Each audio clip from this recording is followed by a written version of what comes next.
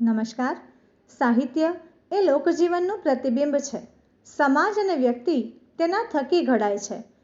શિક્ષકોમાં સાહિત્ય પ્રત્યેની અભિરુચિ કેળવાયેલી રહે તેઓ પોતાની માતૃભાષાના સાહિત્ય ખજાનાથી આવનાર પેઢીને તેના તરફ આકર્ષે અને તેની ખેવના માટે તૈયાર કરી શકે છે.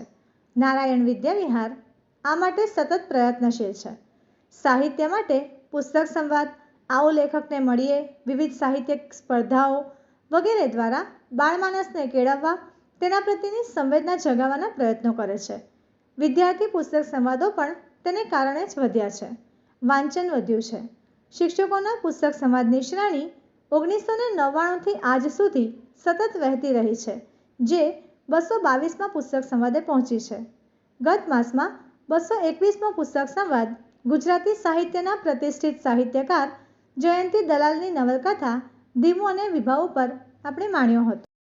ચાલુ માસે શાળાના શિક્ષિકા શ્રીમતી વર્ષાબેન ગોહિલ ગુજરાતી સાહિત્યમાં તળપદી ગ્રામ્ય શૈલીમાં વળામણા, મળેલા જીવ અને માનવીની ભવાઈ નવલકથા આપનાર જાણીતા સાહિત્યકાર નવલકથાકાર શ્રી પન્નાલાલ પટેલની માનવીની ભવાઈ પછીની અનુસંધાન કથા ભાંગિયાના ભેરુ ઉપર પોતાનો પુસ્તક સંવાદ આપશે.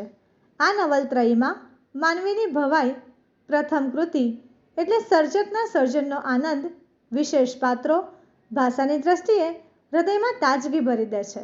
તેનો ઓછાયો, લોકપ્રિયતા તેની પછીની કૃતિઓ પર અસર તો કરે જ, એટલે ભાંગિયાના ભેરુ અને ગમ્મર વલણોમાં સર્જકની પોતાની ચેતનાનો આનંદ તમે જુદી રીતે અનુભવી શકો છો.